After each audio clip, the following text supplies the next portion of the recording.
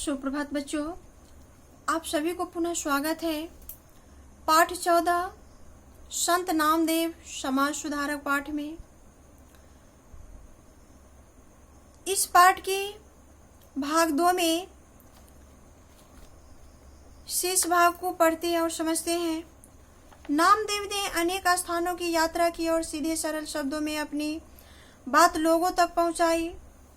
बीकानेर यात्रा के समय वे एक गांव में गए जिनका नाम है कोलाद जी। ये परिक्रमा करने वाले संत थे।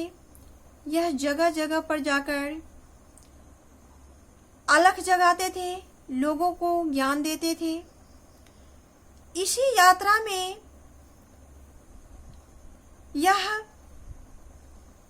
बीकानेर पहुंचे। वहां की एक गांव जिसका नाम है कोलाद जी, उस गांव में पानी की कमी थी। कुएं में पानी बहुत नीचे था। पूरे गांव में पानी के लिए हाहाकार मचा हुआ था। नामदेव ने जब उनके कष्ट को देखा तो वे वहीं पर तप साधना करने लगे। कहा जाता है कि कुछ दिनों के बाद ही उस कुएं का पानी ऊपर आ गया और वह पानी मीठा भी हो गया। इस घटना से चारों ओर नामदेव की जय जयकार होने लगी। समाज में वे एक दिव्य पुरुष की भांति पूज्य हो गए। दिव्य पुरुष का अर्थ होता है महान पुरुष। तो उनकी इस तप साधना से उस गांव में जल की जो आपूर्ति थी, जो कमी थी, वह पूरा हो गया। इस घटना से वह सभी की नजरों में पूज्य हो गए, महान पुरुष हो गए। आज भी उस गांव में वह कुआं नामदेव कूप के नाम से प्रसिद्ध है। यहाँ मेला भी लगता है। तो जिस कुएं में संत नामदेव ने अपनी तपस्या के बल पर पानी लाया था और वह पानी मीठा हो गया था, वहां पे आज भी मेला लगता है और उस कुएं का नाम नामदेव कूप रखा गया है। नामदेव ने दक्षिण भारत की यात्रा भी की। वहां वे अवंध्या मंदिर पहुंचे। उस समय वहां कीर्तन चल रहा था। उन दिनों जात पात का बड़ा भेदभाव माना जाता था। नामदेव दर्जी जाति के थे, अतः उन्हें मंदिर के सामने से भगा दिया गया। नामदेव मंदिर के पीछे बैठ गए और भगवान से पूछने लगे, आपके दरबार में ऊंच नीच, अवर्ण स्वर्ण का भेद कैसा हो रहा है? मानव मानव में कैसा भेद? समाज के इस ढकोसले को दूर करने की शक्ति दो भगवान।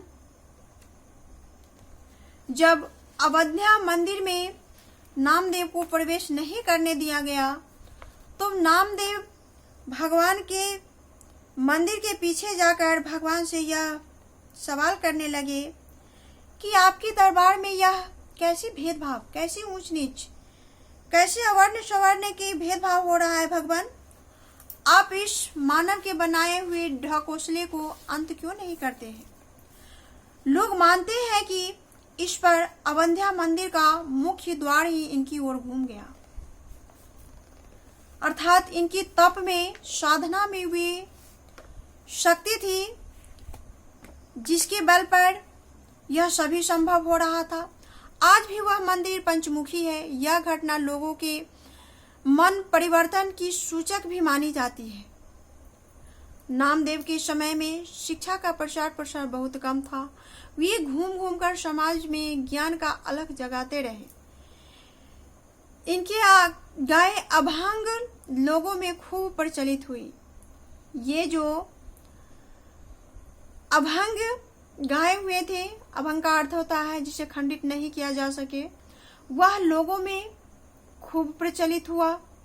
लोग भी इसे खूब पसंद करते थे। लोगों में प्रचलित होना का अर्थ होता है लोग भी इसे गाने लगे थे। संत नामदेव पंजाब के भटीवाल में अपना आश्रम बनाया। पंजाब में वे लगभग 20 वर्ष तक रहे। आदि ग्रंथ में भी उनका सादर उल्लेख हुआ है। उनके कुछ अभंग आदि ग्रंथ में भी सम्मिलित है। वे जो अभंग गाते थे उसका कुछ अंश आदि ग्रंथ में भी सम्मिलित है। जीवन के आखिरी समय में नामदेव धीमान गांव गए। वहां उनका प्रसिद्ध शिष्य केशव रहता था। धीमान गांव में संत नामदेव का स्मारक भी बना हुआ है।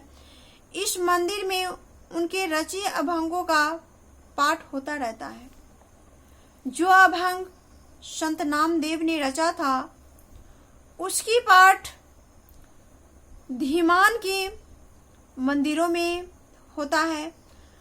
नामदेव ने महाराष्ट्र में बरकड़ी पंथ की स्थापना की। बरकड़ी का अर्थ होता है परिक्रमण करना। इनमें आषाढ़ और कार्तिक महीने की एकादशी को नियम से पंढरपुर की यात्रा होती है।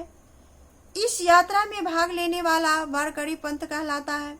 संत नामदेव ने समाज से जाति भेद तथा छुआछूत के भेदभाव को मिटाने का प्रयास किया। जिस समय संत नामदेव महाराष्ट्र में जन्मे उस समय छुआछूत की भावना पुरजोर कर रहा था। इस भेदभाव को मिटाने का प्रयास संत नामदेव ने किया। संत नामदेव ने महाराष्ट्र में वारकरी पंथ की स्थापना कर इसमें आषाढ़ और कार्तिक के महीने में एकादशी के नियम से पंढरपुर की यात्रा करवाई जाती है। यात्रा में भाग लेने वाले सभी वारकरी पंथ कहलाते हैं, वारकरी पंथ होते हैं।